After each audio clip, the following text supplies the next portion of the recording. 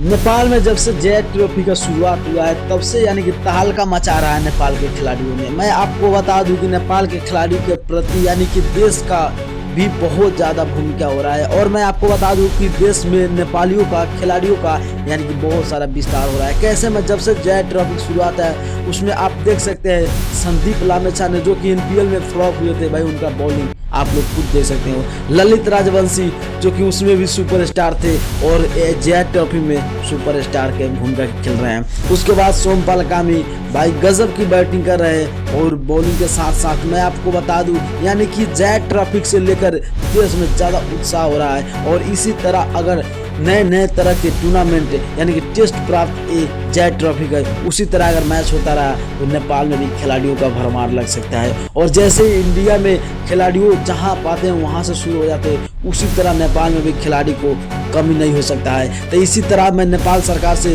अनुरोध करता हूँ, नेपाल कैंस से अनुरोध करता हूँ कि आप लोग ज़्यादा से ज़्यादा टूर्नामेंट कराएं और नेपाली खिलाड़ियों को उत्साह बढ़ाएं और ज़्यादा से ज़्यादा वीडियो को शेयर करके लाइक करें और नए हो तो चैनल को सब्सक्राइब करें।